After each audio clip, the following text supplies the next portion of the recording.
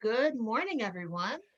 My name is Emily Quarles-Mowrer, and I would like to welcome you to the Unitarian Universalist Fellowship of Pottstown. This morning, we are once again carving out sacred spaces in our own homes to join in our virtual sanctuary. So whether you're with us right now on Zoom or whether you are viewing us later on another medium, we would like to welcome you. Today, we have music played by the lovely Carly Shell, and Rick Dusky is our head Zoomer. Thank you so much, guys. For over 50 years, UUFP has been a liberal religious voice in the Pottstown area. As UUs, we believe in wisdom, we believe in reason, we believe in wonder, and we believe that we can honor the teachings of those who have gone before, even as we explore into the future.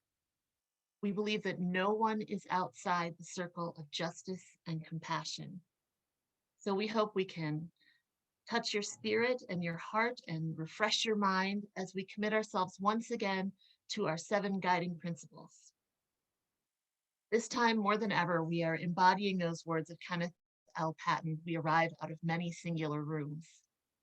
We're gathering in our singular rooms, reaching out across space with our hearts connecting, even though our hands can't touch.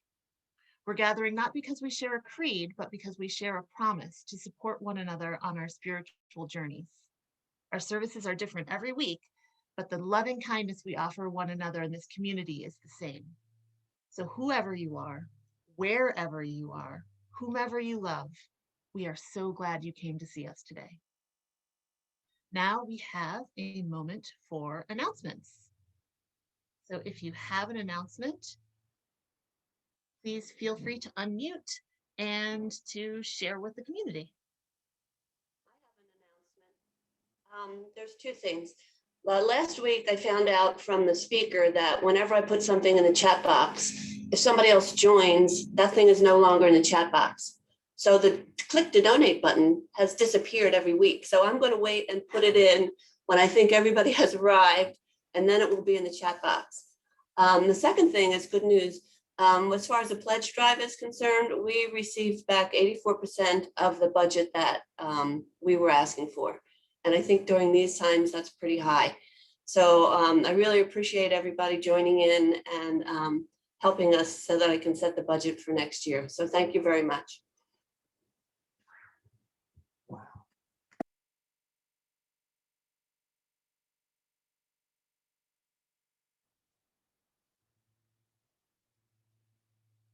I'm going to really quickly go through and see if I see any other announcements popping up. Nope. Hi, this is John. Hey, John. Hi, so Kay's not on the call. We had a duet of us walking yesterday, and her thought was that with people getting out and about more, the walk may be superfluous because people have things they're doing. She's going to propose in the future that we have a once a month work around the fellowship, Saturday or Sunday, probably a Saturday, rather than a walk, because she said there's a lot of work to be done around the property of the fellowship, and although there'll be the spring cleanup day, she feels that there's probably more to do than that would allow. So more to follow on that. That's just something she proposed to me that she will bring up more formally in the future.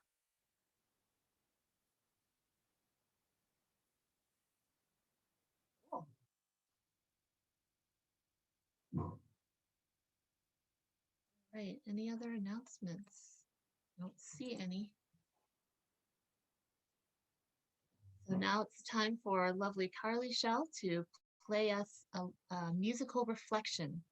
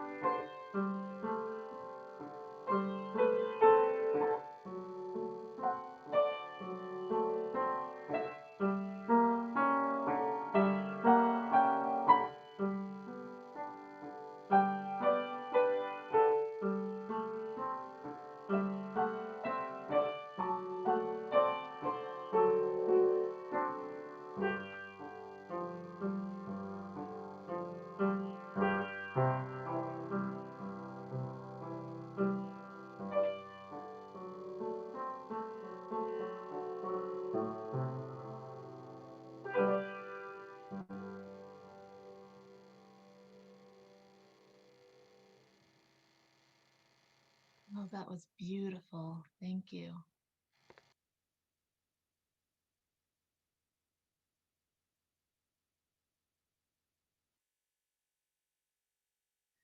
Even in this time when technology is so vital in providing us with connection, it can still distract us from one another. So I'd like to remind everyone to put your notifications on silent if you haven't already. Take a moment, take a breath, rest your eyes.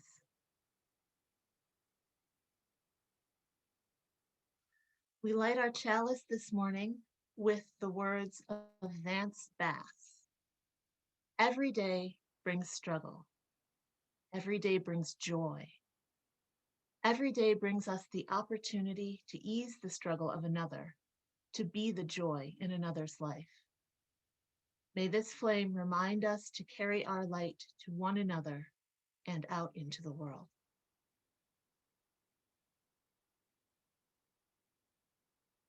And now is the time for the offering. Even though our physical building is not open, that doesn't mean that our bills stop. That doesn't mean that our work stops. So if you have the wherewithal during this tough time to support our organization, please continue, sure. Please continue or start to support us, the UUFP. There is a link in the comment box below as soon as everyone has joined so it doesn't disappear.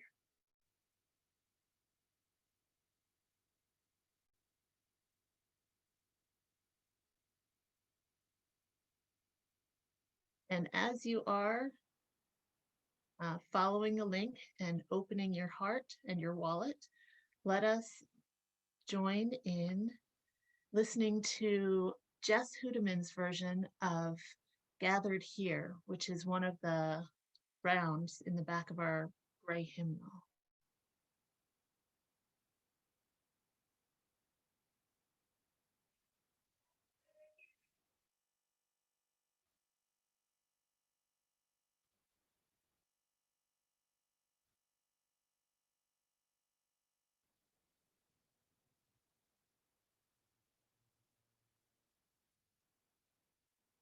We cannot hear it. We're not hearing anything, Emily. Oh, man. Don't forget to click on the share sound.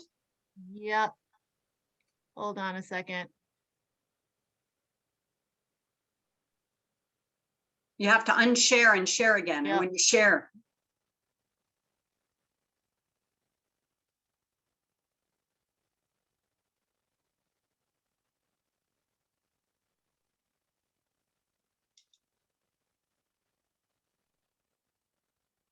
All right, take two. My apologies, everyone. Gathered here in the mystery of the hour, gathered here in one strong body, gathered here in the struggle and the power, spirits draw near. Gathered here in the mystery of the hour, gathered here in one strong body, gathered here in the mystery of the hour, gathered here in the mystery of the hour. What? All right. Two technical problems is plenty for me. So we're going to move on to our reading. Our reading this morning is from Pilgrim at Tinker Creek by Annie Dillard. I don't know how many of you have read a lot of Annie Dillard, but her prose is like reading poetry.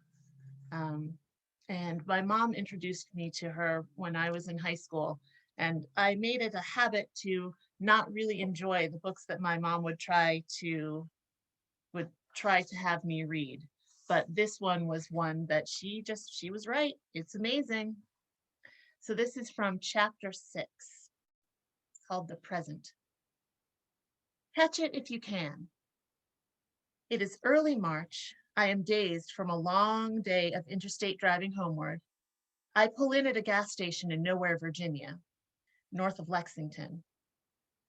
The young boy in charge is offering a free cup of coffee with every gas purchase. We talk in the glass-walled office while my coffee cools enough to drink. He tells me, among other things, that the rival gas station down the road, whose free coffee sign is visible from the interstate, charges 15 cents if you want your coffee to be in a cup, as opposed, I guess, to your hands. At the time we talk, the boy's new beagle puppy is skidding around the office, sniffing impartially at my shoes and the wire rack of folded maps. The cheerful human conversation wakes me, recalls me not to a normal consciousness, but to a kind of energetic readiness. I step outside, followed by the puppy. I'm absolutely alone. There are no other customers.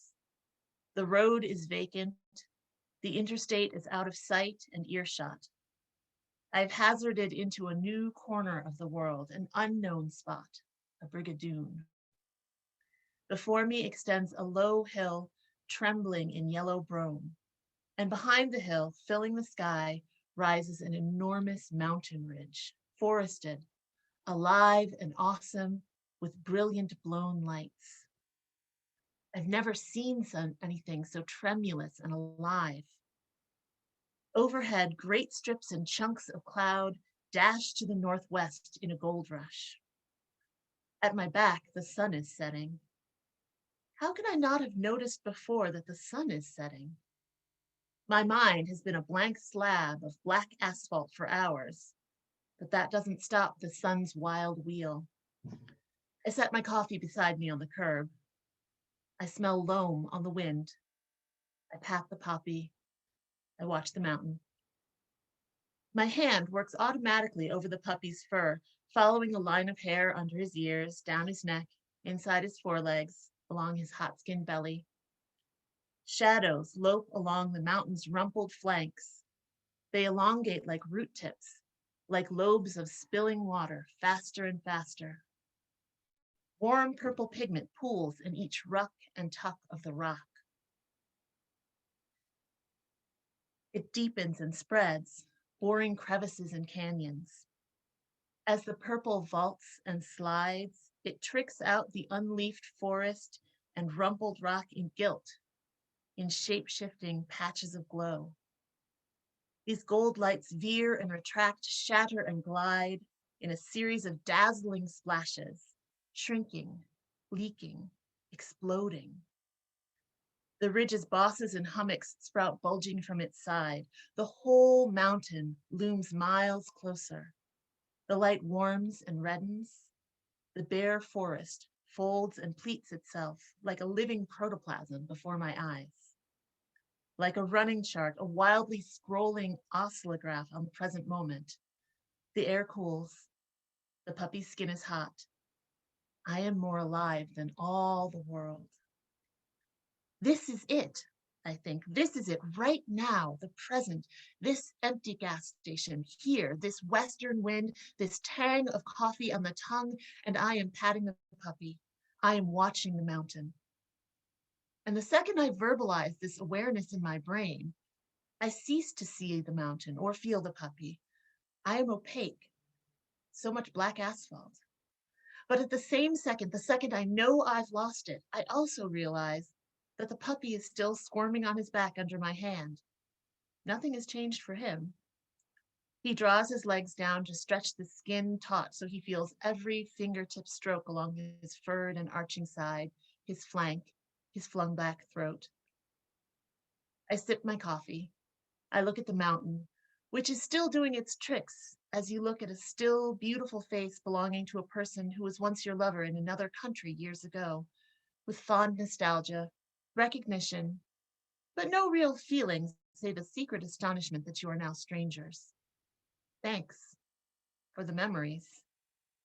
It is ironic that one thing that all religions recognize as separating us from our Creator, our very self-consciousness, is also the one thing that divides us from our fellow creatures.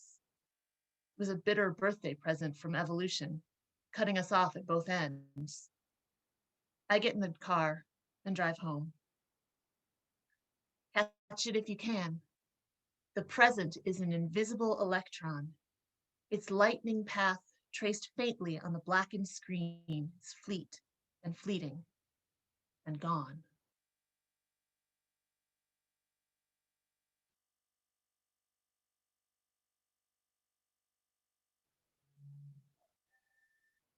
So in this time where we are all so far apart from one another, even though things are slowly opening up, we still don't get the chance to meet and mingle like we used to.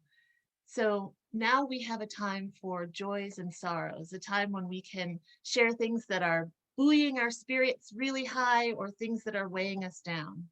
If anyone has a joy or a sorrow they'd like to share this morning, please unmute and share with everyone. I'm going to unshare the screen so that we can all see each other. Hi, I'm CJ, as you all know. I have a sorrow. I have a friend, I have a regular walking, Berks hiking group that I go for a hike with on Saturday mornings. And one of the members of that group is from India.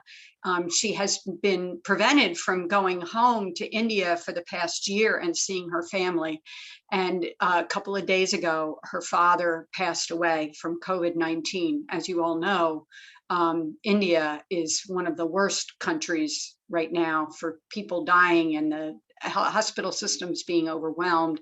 And it's just a real tragedy that hits her personally, and because she's my friend, hits me personally. So please keep India and all the other countries in your thoughts, even as we are being able to open up and decrease the number of cases here.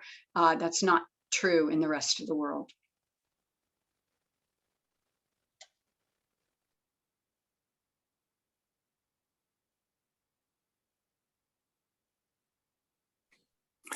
Hi, this is John.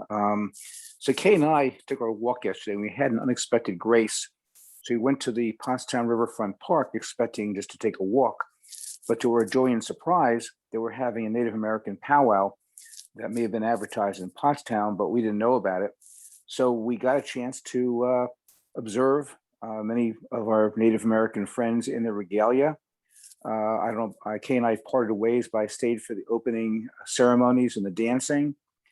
And it was truly a moving experience as to how they begin the dancing process, the parade coming in. The Pottstown police had a 4-person honor guard carrying flags. And aside from the prayers incanted in Native American language about hopefully getting past COVID, they also had the second or third memorial dance was for veterans. And it reminds me that our Native American brethren have disproportionately served in the military, both because it gives them a chance to escape their confines of their current lodgings. And it also is part of their warrior spirit. So it was very touching that they had a dance, and they actually invited any veteran, whether they were Native American or not, to join in the process. And so it was a touching reminder of their sacrifices, much like the Japanese after internment in World War II, who were willing to fight for a country that has not treated them over the course of time terribly well.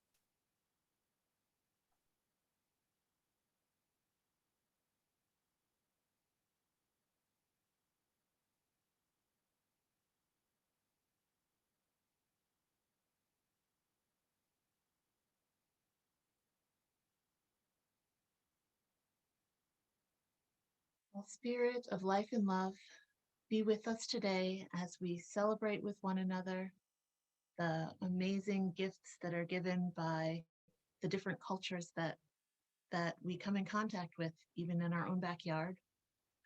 And as we comfort one another through this pandemic, which touches every corner of the world, even as it touches our own hearts. So let us take a moment to reflect on our joys and sorrows, whether they've been spoken out loud here today, or whether they are held silently in our hearts.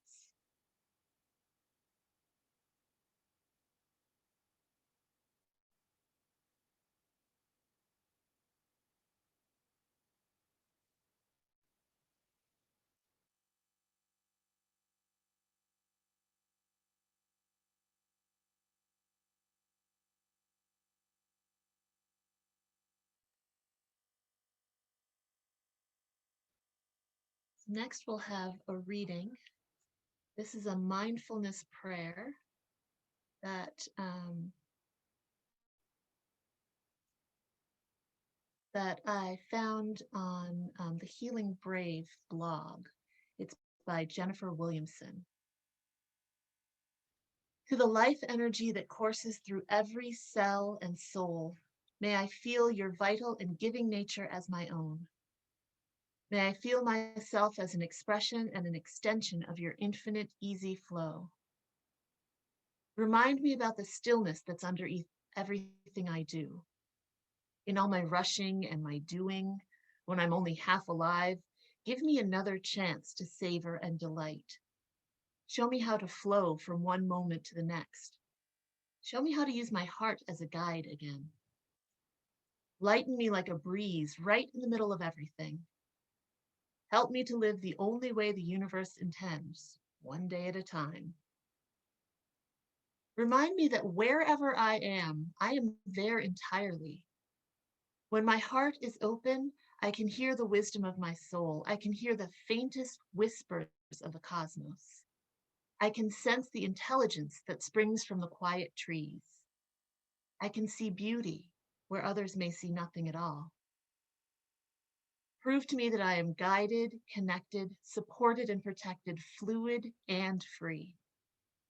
Remind me to breathe. When I'm only half living, show me again the beauty in simple things.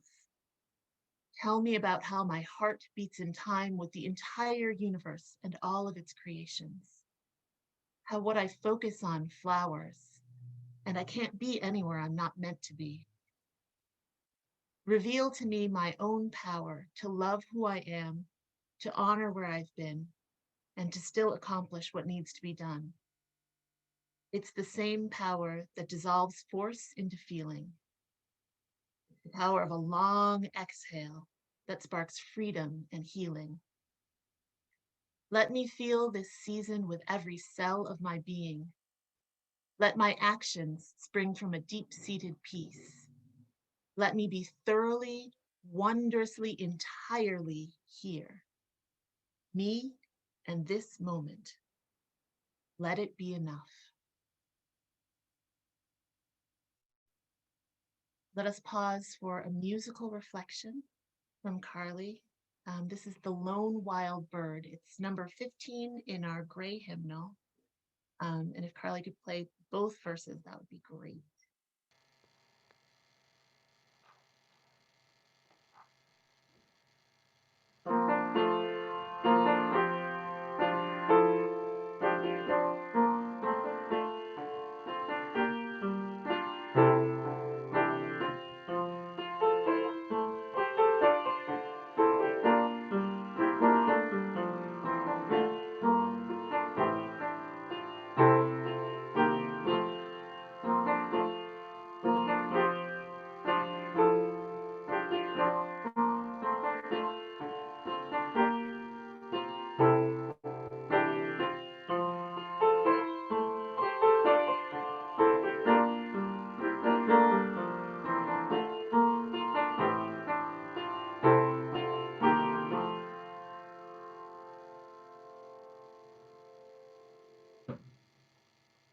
Thank you. Always love that one.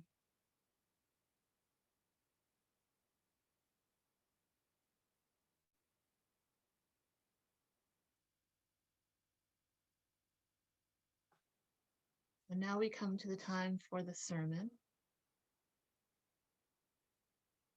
The present is a gift.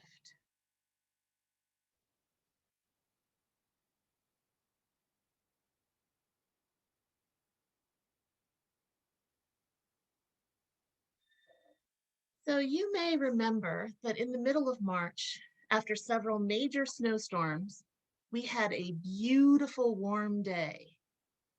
On that day, I decided that the dog and I could take an extra long walk to take advantage of the mild weather. We live a little less than 2 miles from a farm that the township recently converted into a permanently preserved park with walking trails. And, rather than drive to the park as we usually do, I thought, hey, we can walk to the park today. So the dog and I set off. I set a quick pace, which the dog always likes because he would actually prefer that I jog with him rather than walk, but I'm not going to do that. So he set off trotting with his mouth open in a big hound dog grin, smelling everything around him. And then something caught his interest and he stopped to examine the scent. And I let him do that for a second, but then I tried to jimmy him along because, we have to get to the park and there's only so much time before we have to get home so we can get in the car so we can pick up our kids from school. And he was fairly willing to keep going. And then he would stop again. And then he would keep going. And he started stopping more and more frequently, especially once we got off our usual walking route and went down a road that he hadn't been down before. He'd never smelled that road before. And I was getting more and more anxious. How are we going to make it there and back? My head was not walking on the first nice day heralding the return of spring. My head was calculating the amount of time we had left to walk, deciding which trail we could make it to. Can we even get to the parking lot? Can I get a load of wash into the machine before I leave to pick up the girls? Which classes do I need to drive the girls to tonight? Do I have a can of chili beans in the fridge, or do I have to go down to the store to get it? Do I have time to get to the store if I have to get the kids? Oh my gosh, I think I have to get the neighbor kids off the bus today.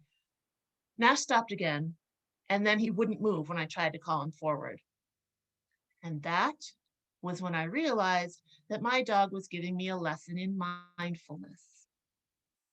To my dog, a daily walk is not part of a daily to-do list. It's just the best part of the day. It's the time where you get to not be sitting on the couch. And Nash was not aware that today we had a destination. He was just enjoying the journey. Likewise, Nash was not sabotaging my timeline. He has no concept of time. Nash was living in the now. He was experiencing the leaf buds on the trees, the sun-warmed pavement, the scent traces left by the deer that drink from the retaining pond. And once I took a step out of my own head and remembered that the only goal of walking the dog is actually walking the dog, I noticed some things. The sky was a brilliant turquoise, studded with cotton ball clouds. A red-tailed hawk wheeled above me, flicking its wings to catch the changing breeze. The air all around me was warm. The sun cast sharp black shadows on the pavement, mirroring the tree branches that crossed overhead. Daffodil and crocus shoots were emerging from winter-brown grass. Life was happening all around me, if I cared enough to see it. That walk with Nash reminded me of the excerpt from Annie Dillard's Pilgrim at Tinker Creek that I read this morning. Dillard is experiencing the mountains and the coffee and the puppy unfiltered by her conscious self. She's noticing the moment that she's in without judgment, simply compassionately accepting the world around her. Dillard was describing the experience of mindfulness. The Greater Good blog from the University of California at Berkeley defines mindfulness as a spiritual practice that involves remaining aware of and involved in the actual moment. Although the roots of mindfulness belong to Buddhist tradition, it was introduced as a secular practice in Western society, particularly by Jon Kabat-Zinn's mindfulness-based stress reduction program, launched in 1979 at the University of Massachusetts Medical School. Malcolm Hunter quotes Kabat-Zinn in his post, A Buddhist Approach to Mindfulness and Meditation, as saying, mindfulness is the awareness that emerges through paying attention on purpose in the present moment and non-judgmentally to the unfolding experience, moment to moment. Kabat-Zinn decided that in order to be accepted and useful in Western society, particularly in the practice of Western medicine, the Buddhist context would need to be stripped away. According to Huxter, one of the major differences between the modern Western concept of mindfulness and the Buddhist concept of mindfulness is that secular mindfulness is considered to be ethically neutral, neither good nor bad, whereas traditional Buddhist mindfulness is meant to be experienced in the context of cultivating wisdom and ethics. Mark Leonard, one of the founders of the Oxford Mindfulness Center, believes that even stripping out the cultural context does not dim the ethical benefits of mindfulness. He wrote an article presented at a joint symposium for the Oxford Center for Buddhist Studies and the Institute of Oriental Philosophy that argued that simply introducing the concepts of mindfulness in the workplace improves workplace culture.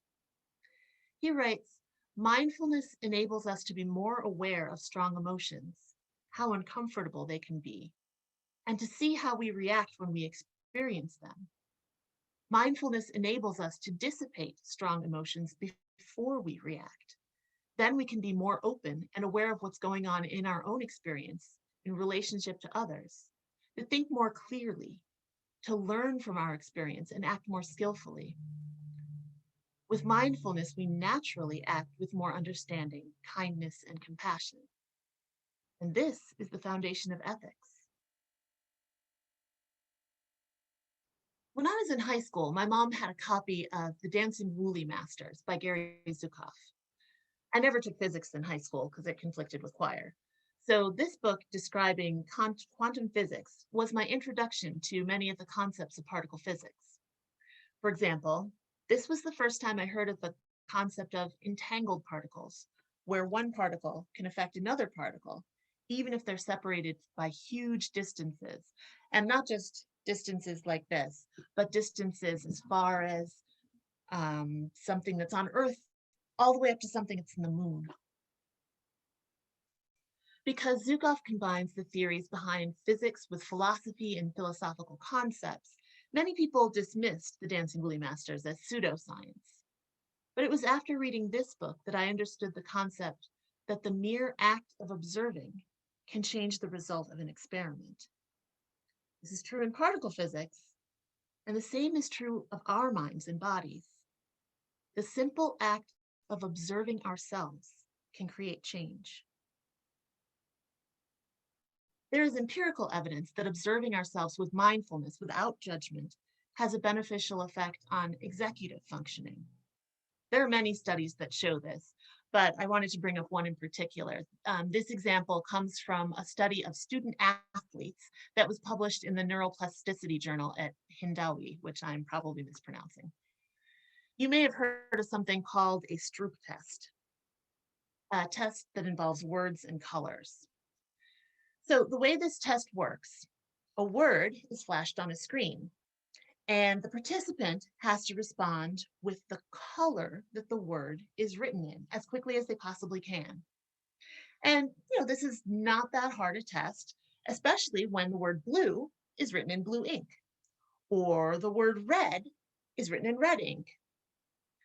But it's a much more difficult test when you have, say, green, but it's written in yellow ink, or pink, but it's written in brown. People who have been practicing mindfulness tend to perform better on a Stroop test, in part because mindfulness promotes executive functioning, or thinking, rather than responding reflexively. In our culture, we are conditioned to read reflexively. We look at a street sign and the meaning is instantly clear. I mean, you can't stop yourself from reading a stop sign.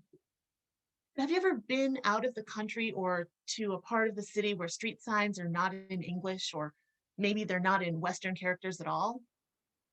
To me, it feels odd to be cut off from a skill that I take for granted in ordinary life.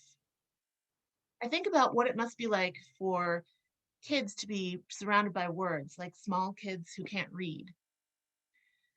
Young children who either can't read or are just learning to read outperform adults on a Stroop test.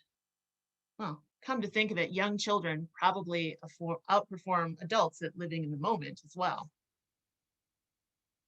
When you think about it, there are many things that our culture conditions us to do reflexively.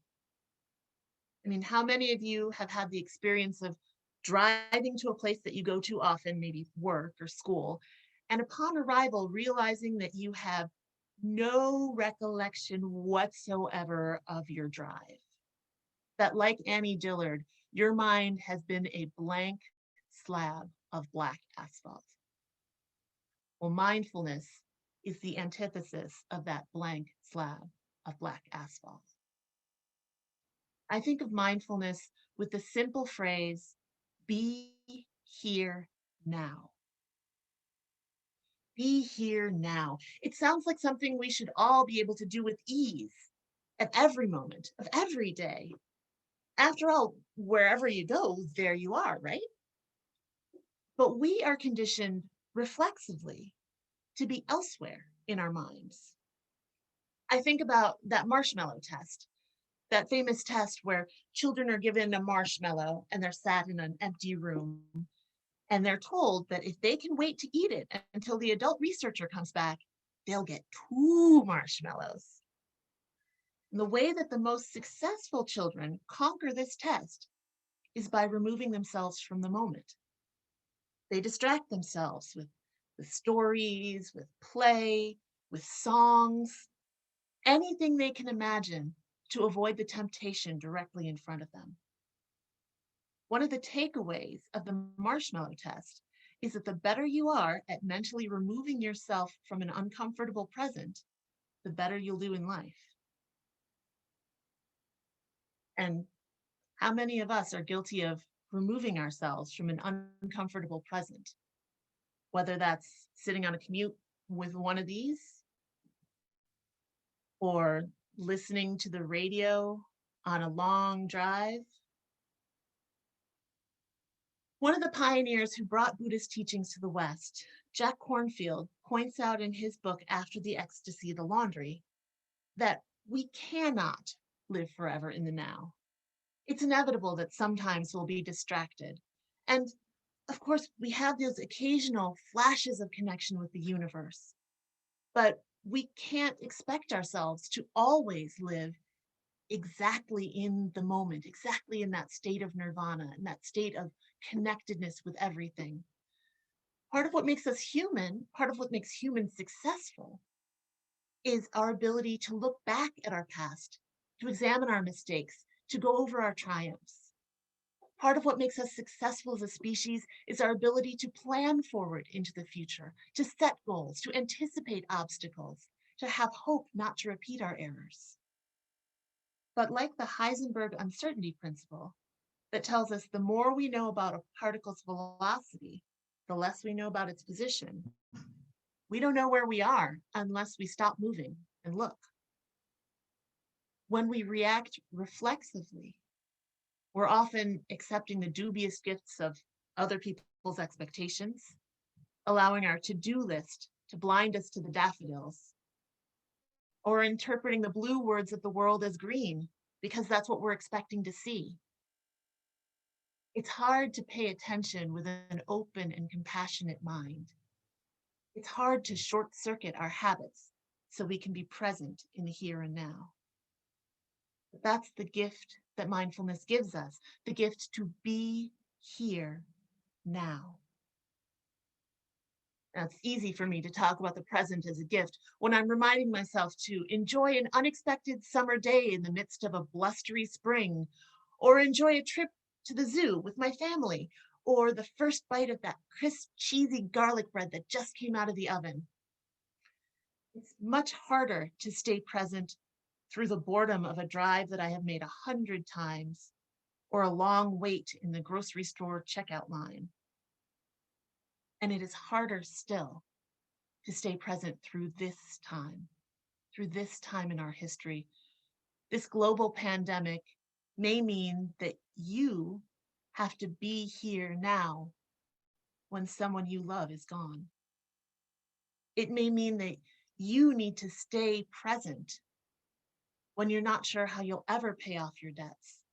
It may mean that you have to sit with the fear for the health and safety of your loved ones, or sit with the grief for the health and safety of people across the world, or sit with the uncertainty of the health and safety of our entire planet. It's harder to stay in the present when your reflexes tell you that you would be better off thinking of other things and ignoring the marshmallow until the adults come back.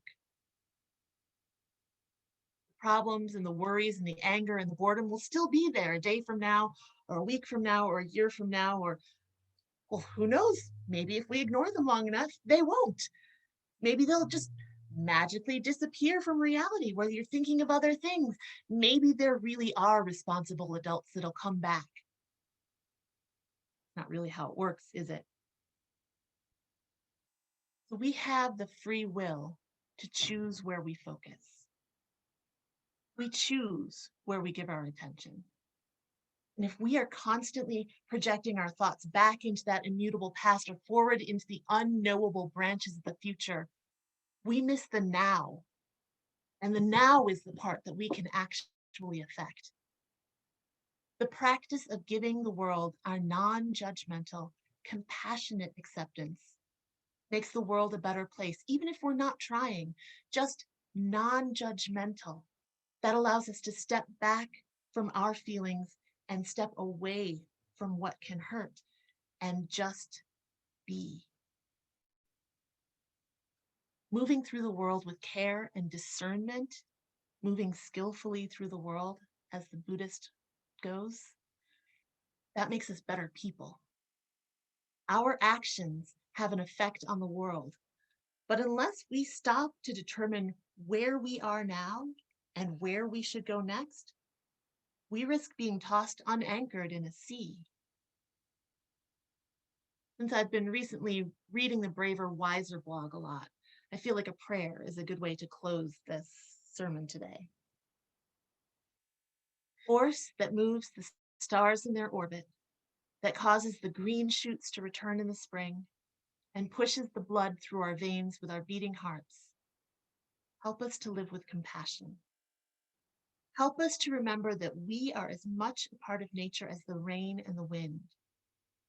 Remind us that our failures are just as human as our successes, and that neither successes nor failures determine the whole of who we are. And most of all, teach us to be here now, to experience the life that we're living, rather than simply going through the motions. Blessed be.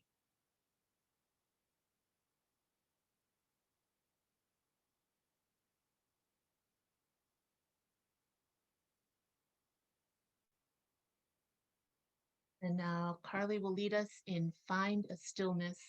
This is a Transylvanian hymn. It has that neat Transylvanian sound to it. And the words, actually, I didn't realize, Carl Sieberg rewrote these words based on a translation from our Unitarian forebears.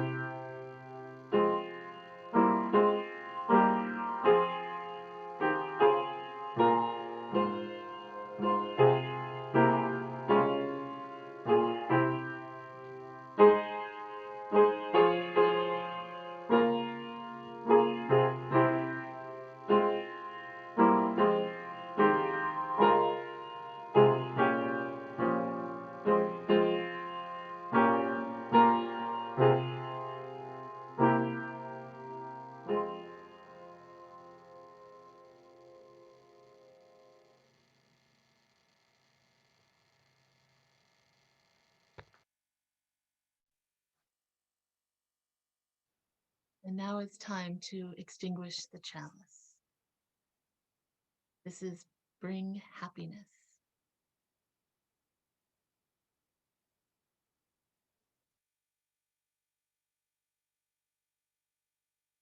There we go.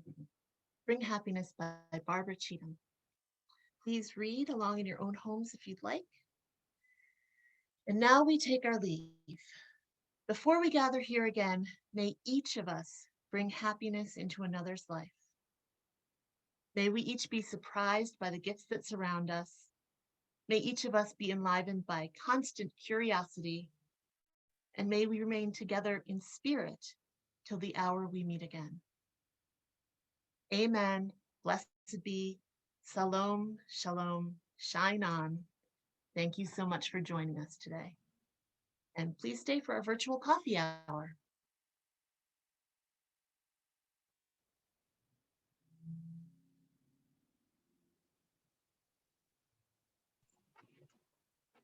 Thank you, Emily. That was wonderful. Yes, it